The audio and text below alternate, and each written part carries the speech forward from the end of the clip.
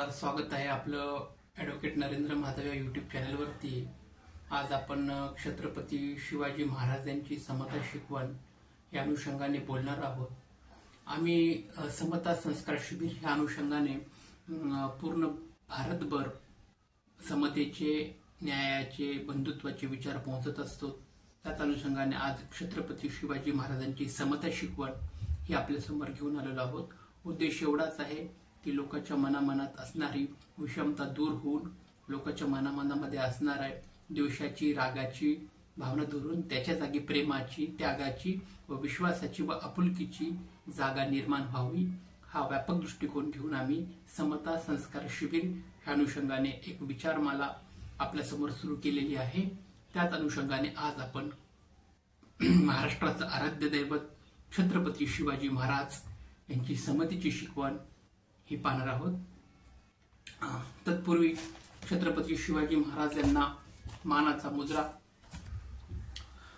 छत्रपती शिवाजी महाराजांचा जन्म 1930 ह्या रोजी झाला। जन्म झाल्यानंतर शिवनेरी ह्या ठिकाणी त्यांचा जन्म झाला।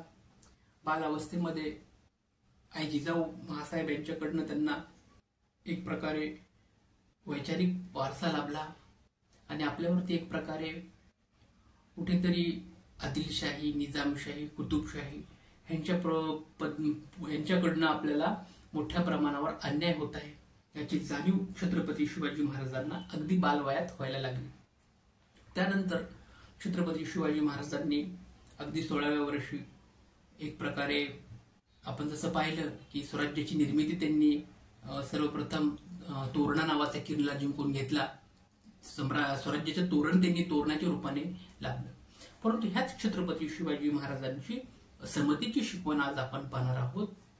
आजच्या घडीला कुठेतरी मोठ्या प्रमाणामध्ये धार्मिक, मोठ्या प्रमाणात होणारे वाद, त्यातनं होणारे मोठ्या प्रमाणात होणारे अगतिक विचार, ह्यातनं माणसाच्या मनामध्ये कुठेतरी विषमतेची भावना पदोपदी निर्माण होत गेली। ही विषमतेची भावना आपल्याला थांबवायची असेल तर छत्रपती शिवाजी महाराजांची समतेच्या विचाराकडे येणं आपल्याला अपेक्षित आहे। विजापूरची आदिलशाही असू द्यात, मुघल साम्राज्य असू द्यात, गोवळकोंड्याची कुतुबशाही असू द्यात किंवा युरोपियन वसाहतवादी इतर लोक असू द्यात, निजामशाही असू द्या, सगळ्यांच्या सोबत लढत असताना छत्रपती शिवाजी महाराजांनी त्यांच्या मनामधील असणारी विवेकी विचार, त्यांच्या मनामध्ये असणाऱ्या स्वराज्य निर्मितीचा असणारा समतेचा विचार त्यांनी कमी होऊ दिलेला नाही, हे आपल्याला पाहायला मिळतं। त्यांचं एकूणच पूर्ण साम्राज्याचं धोरण पाहायला गेल्यानंतर आपल्याला एक लक्षात येतं की त्यांचा जो युद्धाची जो नीती होती त्याला आपण गनिमी कावा असं म्हणूयात। त्या गनिमी काव्यामध्ये देखील छत्रपती शिवाजी महाराजांनी एक प्रकारे माणसाच्या मनामध्ये राजकीय दृष्ट्या कोणत्या पद्धतीची व्यूहरचना असावी याचं त्या ठिकाणी आपल्याला बोलकं उदाहरण गनिमी काव्याच्या माध्यमातून पाहायला मिळतं। राज्यकारभार करत असताना पारशी भाषेचा कारभार सगळीकडे होत होता। त्या पारशी भाषेची होणारी एक प्रकारे आपल्यावर अत्याचाराची किंवा त्याच पारशी भाषेची आपल्यावर होणारी मोठ्या प्रमाणावर जी दडपशाही आहे ती थांबवून राज्यकारभारामध्ये मराठी भाषा आणि संस्कृत भाषा यांचा मोठ्या प्रमाणावरती वापर महाराजांनी केला। महाराजांचा राज्यकारभारात मराठी त्यांनी आणली। त्याचबरोबर अफजलखानाशी लढा असेल, पन्हाळाचा वेढा असेल किंवा आग्र्यावरून सुटका असेल, ह्या सगळ्या युद्धाच्या प्रसंगामध्ये देखील छत्रपती शिवाजी महाराजांनी त्यांच्या मनामधील असणारे साम्राज्याचं धोरण जे आहे ते कुठे देखील कमी होऊ दिलं नाही, हे आपल्याला पाहायला मिळतं।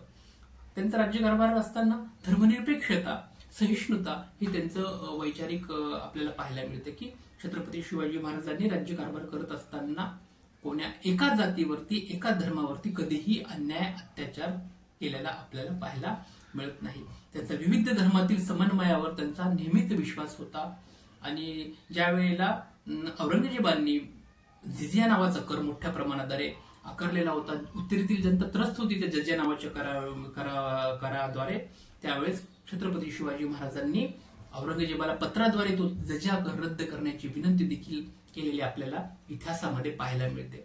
त्याबरोबर महिलाविषयक जर धोरण पाहायला गेलं तर महिलाविषयी छत्रपती शिवाजी महाराजांच्या मनामध्ये आदरांची, आदरातिथ्याची भावना होती।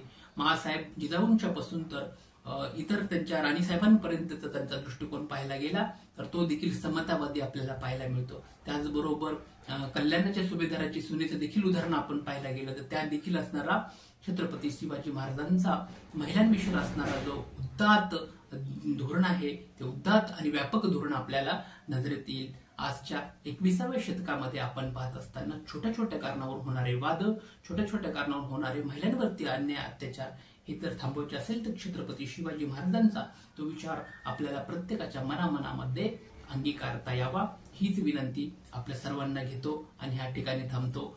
जय जिजाऊ, जय शिवराय, धन्यवाद.